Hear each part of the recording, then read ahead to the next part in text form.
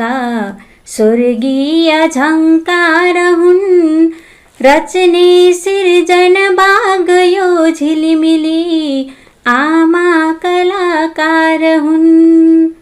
आमा नै नभए हुँदैन रचना, आमा बिना के छ र। आमाकै प्रिय कोखबाट जगमा जन्मे स्वयं ईश्वर। हुन्छन् शब्द अनेक यो जगतमा, प्यारा र राम्रा तर एउटै शब्द छ शब्दकोश भरिकै आमामा आहा सुन्दर। एउटै शब्द छ शब्दकोश भरिकै आमा आहा सुन्दर।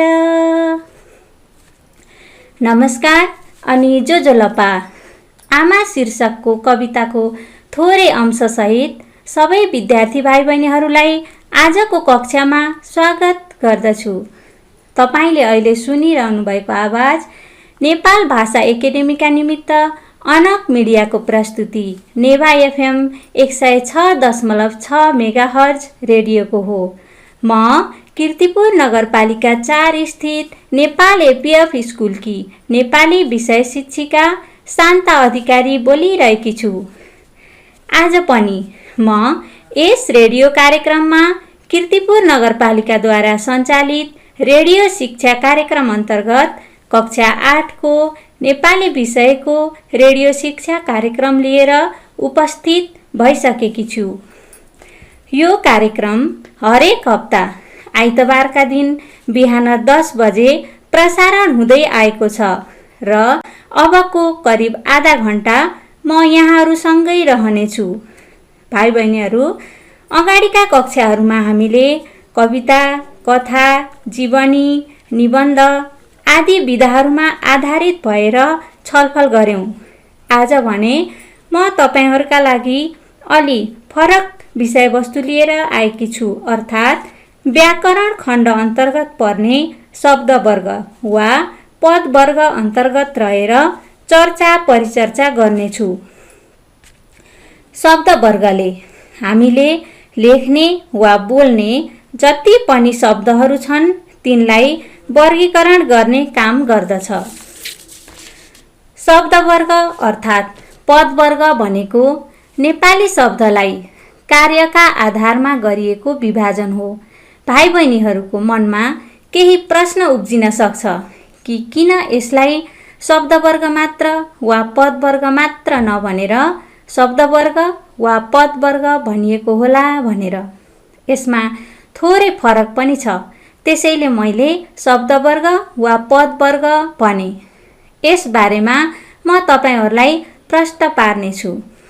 एक वा एक भन्दा बढी वर्णबाट बनेको स्वतन्त्र रूपमा प्रयोग हुन सक्ने भाषाको अर्थयुक्त एकाइलाई शब्द भनिन्छ, अर्थात् एक वा एक भन्दा बढी अक्षर मिली बनेको अर्थपूर्ण भाषिक एकाइलाई शब्द भनिन्छ।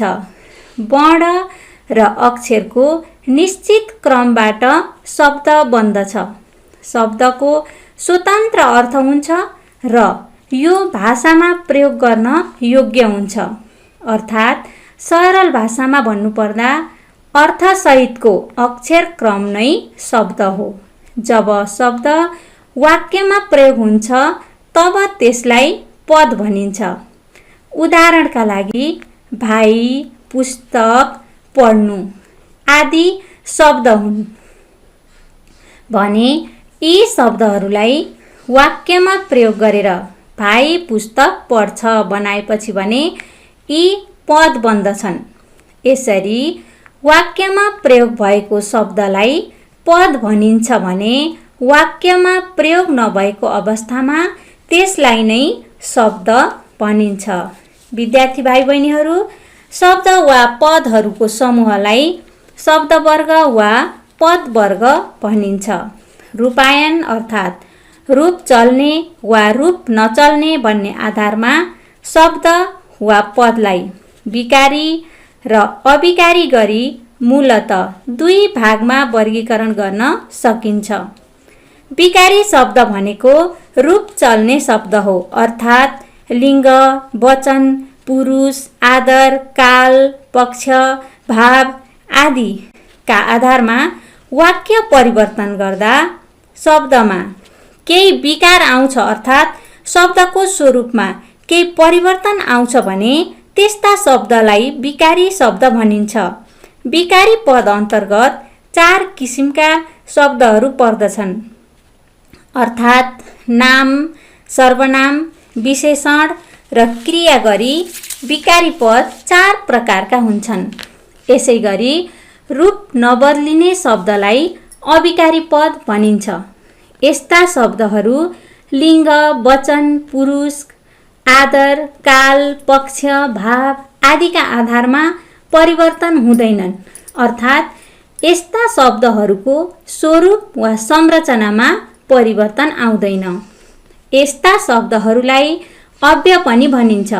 नामयोगी, क्रिया विशेषण, संयोजक, विस्मयादिबोधक र निपात गरी अविकारी पद वा अव्यय पद 5 प्रकारका हुन्छन्। बुझ्नुभयो त विद्यार्थी भाइ बहिनीहरू? म तपाईहरूलाई उदाहरण मार्फत अझै प्रष्ट पार्न चाहन्छु है त। जस्तै केटो शब्दलाई लिङ्गका आधारमा केटी बनाउन सकिन्छ, त्यस्तै वचनका आधारमा केटाहरू बनाउन सकिन्छ। तर अनि भन्ने एउटा शब्दलाई हामीले लिङ्ग, वचन, पुरुष कुनै आधारमा पनि परिवर्तन गर्न सकिँदैन। त्यसैले केटो नाम शब्द हो, रूप परिवर्तन भएको हुनाले यो विकारी पद अन्तर्गत पर्दछ। त्यस्तै अनि संयोजक शब्द हो, रूप परिवर्तन नभएको हुनाले यो अविकारी पद अन्तर्गत पर्दछ। यिनै विकारी र अविकारी गरी 2 वर्गका शब्द वा पदलाई तिनको कार्यगत आधारमा, अर्थात् तिनले गर्ने मुख्य कामका आधारमा विभिन्न 9 उपभेदमा वर्गीकरण गर्न सकिन्छ। अर्थात् हामीले शब्द वर्ग अन्तर्गत नाम, सर्वनाम, विशेषण, क्रियापद, क्रिया विशेषण, नामयोगी, संयोजक, विस्मयादिबोधक र निपात गरी 9 प्रकारमा शब्दहरूलाई वर्गीकरण गर्छौँ। विद्यार्थी भाइ बहिनीहरू, शब्दले गर्ने कामका आधारमा छुट्याइने शब्दको समूहलाई शब्दवर्ग भनिन्छ। वाक्यमा प्रयोग भएका पदहरू यी 9 प्रकारमध्ये कुन वर्गमा पर्छ त भनेर छुट्याउने आधारहरूको बारेमा यी 9 वटै प्रकारहरूको छुट्टा छुट्टै अध्ययन गर्छौँ है त। शब्दवर्ग वा पदवर्ग अन्तर्गतको पहिलो प्रकार नाम हो। कुनै पनि व्यक्ति, वस्तु, स्थान र अवधारणा जनाउने शब्दलाई नाम भनिन्छ, अर्थात् कुनै पनि प्राणी वा स्थान एवं मूर्त वा अमूर्त वस्तुलाई जनाउने तथा वाक्य स्तरमा कर्ता, कर्म वा पूरक भई आउने पदहरू नै नाम पद हुन्। नाम शब्द को अथवा के भन्ने प्रश्नको उत्तरमा आउँछ। तपाईहरूलाई यदि वाक्यमा नाम शब्द छुट्याउनुहोस् भन्यो भने तपाईले को अथवा के प्रश्नको उत्तरमा जुन शब्द आउँछ त्यो नै नाम शब्द हो भन्न सक्नुहुन्छ। त्यसैगरी कसले र कसलाई भन्ने प्रश्नको उत्तरमा पनि नाम शब्द आउँछ। म यसलाई केही उदाहरणबाट प्रष्ट पार्न चाहन्छु। जस्तै भाइ नेपाली पढ्छ। यस वाक्यमा तपाईहरूले को नेपाली पढ्छ भनेर प्रश्न गर्दा उत्तरमा भाइ आउँछ। त्यसैले यो भाइ नाम शब्द हो। त्यसैगरी भानुभक्तले रामायण लेखे। यस वाक्यमा के भनेर प्रश्न गर्नुहोस् त, यसको उत्तरमा रामायण भन्ने नाम शब्द आउँछ। त्यस्तै यही भानुभक्तले रामायण लेखे भन्ने वाक्यमा फेरि कसले रामायण लेखे भनेर प्रश्न गर्दा यसको उत्तरमा पनि भानुभक्त शब्द आउँछ र यो पनि नाम शब्द नै हो। भाइ बहिनीहरू, यसरी पदवर्ग छुट्याउँदा सजिलै नाम शब्द छुट्याउन सकिन्छ। अब हामी पदवर्ग अन्तर्गत दोस्रो शीर्षक अर्थात् सर्वनामका बारेमा छलफल गर्दैछौँ। वाक्यमा नाम पदको सट्टामा प्रयोग हुने शब्दलाई सर्वनाम भनिन्छ। यसलाई अर्को शब्दमा सट्टेनाम पनि भनिन्छ। यो पदको सट्टामा मात्र नभएर कहिलेकाहीँ पदावली र वाक्यको सट्टामा पनि प्रयोग हुन्छ। यसको प्रयोग नामको सट्टामा मात्र हुनुपर्दछ।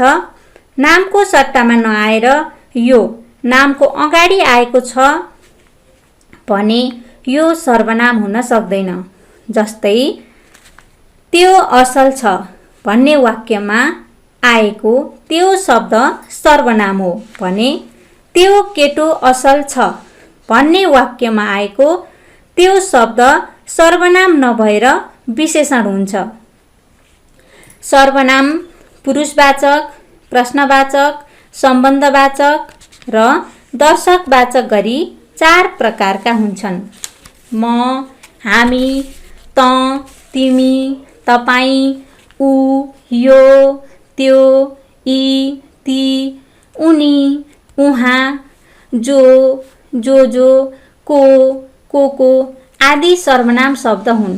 वाक्यमा सर्वनाम छुट्याउने खासै अन्य नियम नभए पनि सर्वनाम शब्द सीमित भएका कारणले भाइ बहिनीहरूले कण्ठ गरेर पनि छुट्याउन सक्नुहुनेछ। त्यसै गरी अब पदवर्ग अन्तर्गत अर्को शीर्षकतर्फ लाग्दैछौँ र त्यो हो विशेषण। नाम वा सर्वनामको गुण, दोष, अवस्था, सङ्ख्या, परिमाण, मात्रा, आकार आदि विशेषता बुझाउने शब्दलाई विशेषण भनिन्छ। विशेषण पदले नाम पदका अगाडि प्रयोग भई त्यसको विशेषता जाहेर गर्दछ।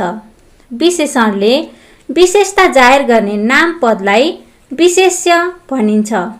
गुणबोधक, परिमाणबोधक, सङ्ख्याबोधक र सार्वनामिक विशेषण गरी विशेषण 4 प्रकारका हुन्छन्। वाक्यमा कस्तो, कत्रो, कति र कुन जस्ता प्रश्न सोध्दा आउने उत्तर नै विशेषण हो।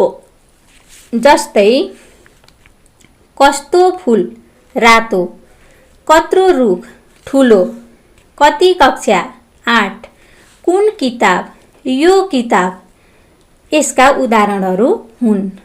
त्यसै गरी विशेषण छुट्याउने अन्य आधारहरू पनि छन्। भाइ बहिनीहरू, धातु वा शब्दमा अक्कड, आहा, अन्ते, ने, एको, आलु, अनिय, ए, उवा, एली प्रत्यय लागेर बनेका शब्दहरू विशेषण हुन्छन्। जस्तै बुझक्कड, घोकाहा, पढन्ते, मायालु, पठनीय, पोखरेली आदि। त्यस्तै धातु वा शब्दमा इलो, इत, इक, इ, इय, इन्, लि, ले, मय, वान, तम आदि प्रत्यय लागेका शब्दहरू जस्तै रसिलो, सीमित, नैतिक, सुखी, केन्द्रीय, नवीन, गाउँले, प्रियतम, जलमय, बलवान आदि शब्दहरू पनि विशेषण शब्द हुन्। त्यसै गरी षष्ठी विभक्ति लागेका नाम तथा सर्वनाम शब्दहरू पनि विशेषण हुन्छन्। जस्तै तिम्री आमा, रामको दाजु, रामकी बहिनी, आफ्नो छोरो, हाम्री आमा, आफ्नी दिदी आदि। वाक्यको संरचना अनुसार एउटै शब्द पनि सर्वनाम वा विशेषण बन्न पुग्छ। यसलाई भने हामीले ख्याल गर्नुपर्दछ। विद्यार्थी भाइ बहिनीहरू, पदवर्ग पहिचान गर्ने क्रममा हामी अब क्रियापदको बारेमा चर्चा गर्नेछौँ है त। वाक्य टुङ्गाउन आउने पदलाई क्रियापद भनिन्छ। प्राविधिक मित्रबाट सङ्केत प्राप्त भयो बमोजिम। अब म छोटो व्यावसायिक विश्रामका लागि अनुमति चाहन्छु। विश्रामपछि बाँकी पाठ लिएर उपस्थित हुने नै छु। झिगो मतिना चुले जाया वाला गबले हुएगो मुख बिना स्वा। दोस्तों नमस्ते, ये कलाकार राजी किपू ये सकल देवातेको स्व नेवा एफएम 106.6 निश्चित चची 24 घण्टा प्रसारण जुया चल्दो नेनाली छ निगाली छ नेवा जुयाको गर्व जाने छ।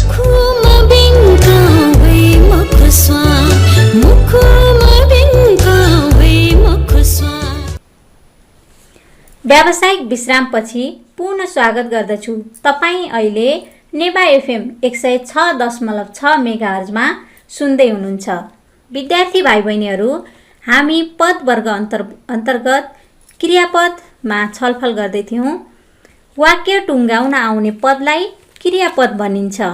धातुको सुरुको अवस्थालाई अथवा क्रियाको सुरुको अवस्थालाई धातु भनिन्छ भने धातुमा नु प्रत्यय जोडेर बन्ने शब्दलाई क्रिया भनिन्छ। धातुका पछाडि विभिन्न प्रत्यय जोडेर क्रियापद बनाउन सकिन्छ। एउटै क्रियाबाट वचन, काल, पक्ष, भाव आदिका आधारमा विभिन्न क्रियापद बनाउन सकिन्छ। क्रियालाई विभिन्न आधारमा वर्गीकरण गर्न सकिन्छ। जस्तै कर्मका आधारमा सकर्मक क्रिया र अकर्मक क्रिया, वाक्य समापनका आधारमा समापिका क्रिया र असमापिका क्रिया, अनि बनोटका आधारमा सरल क्रिया र संयुक्त क्रिया।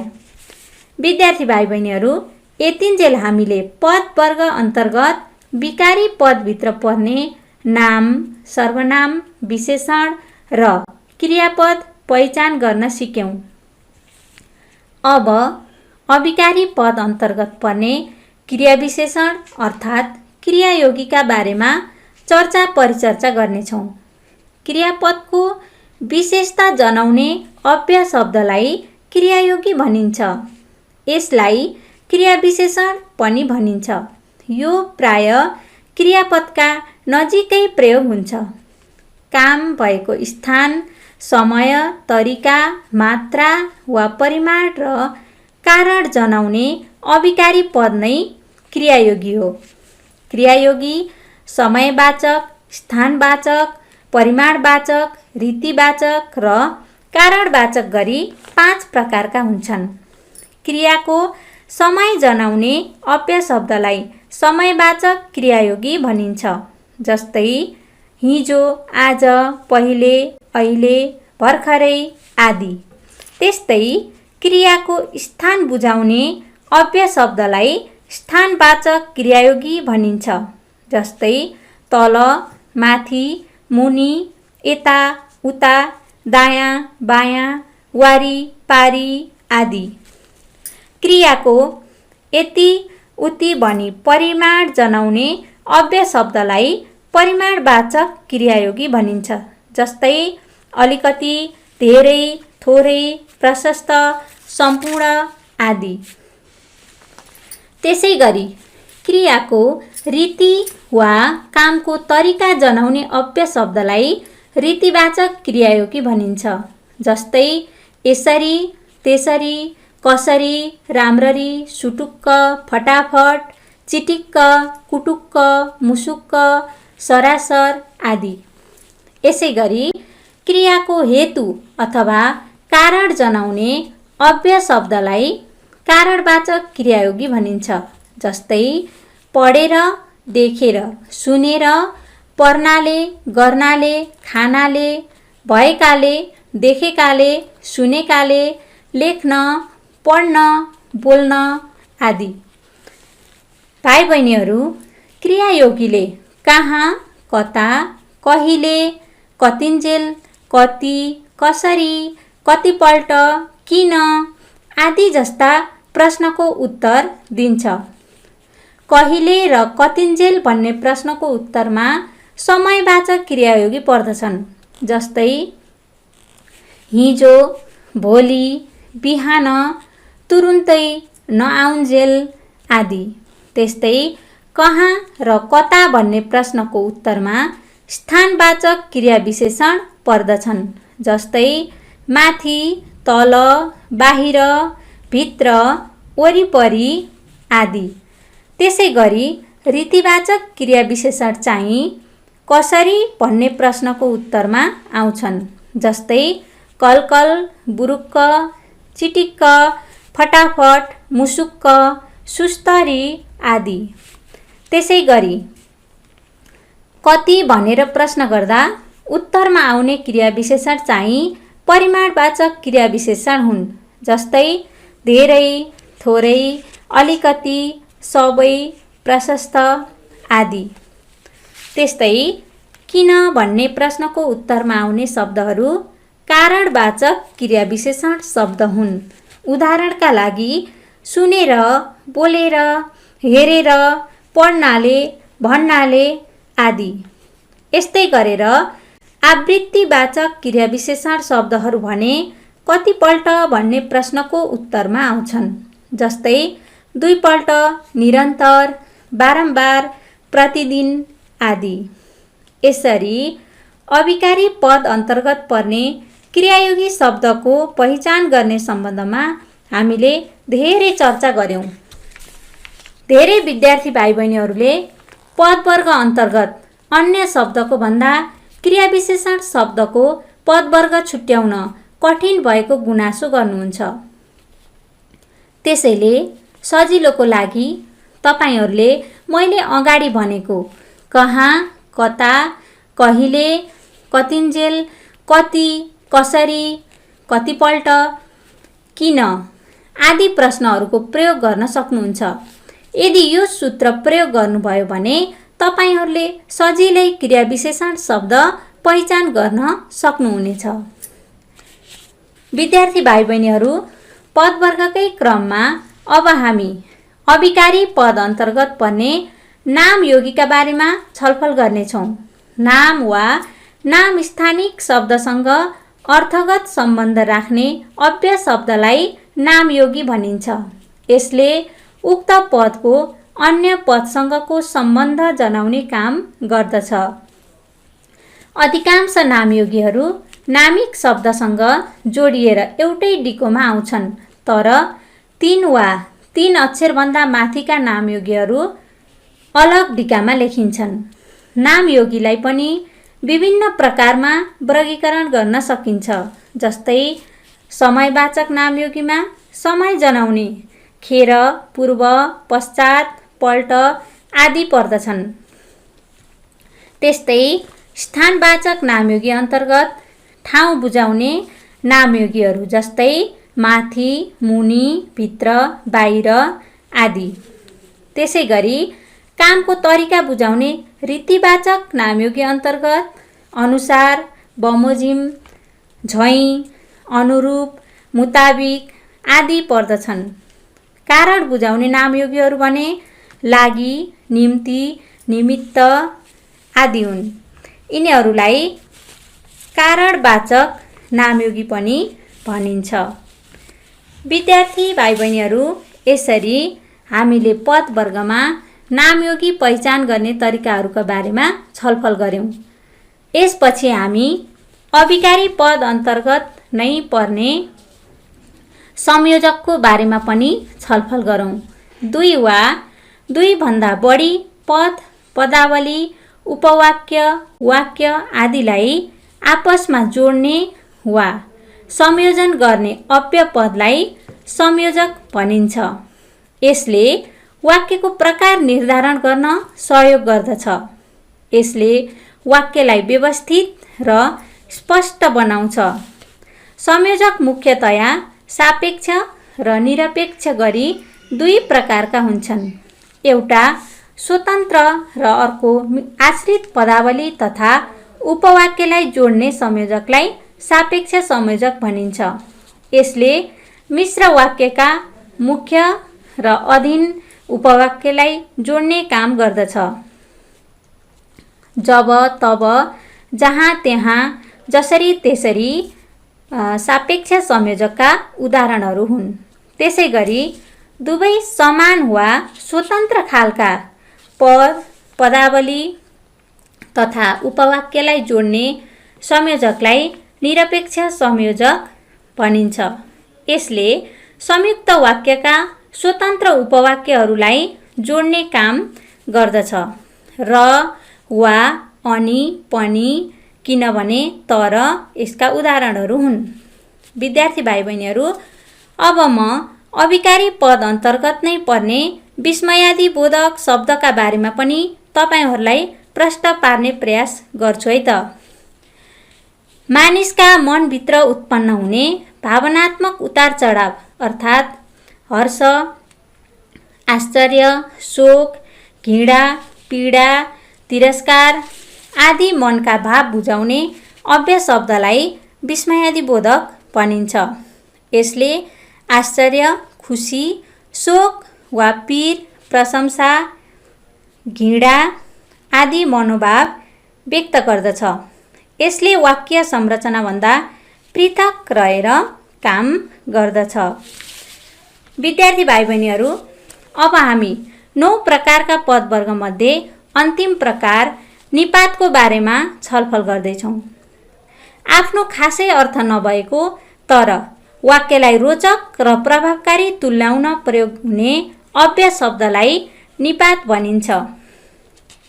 अर्थात् वाक्यको अर्थ वा अभिप्रायलाई अझ राम्ररी प्रष्ट पार्नका लागि प्रयोग गरिने अव्यय पदलाई निपात भनिन्छ। यसले भनाइलाई जोड दिने वा अझ बल पुर्याउने र मिठासयुक्त पार्ने काम गर्दछ।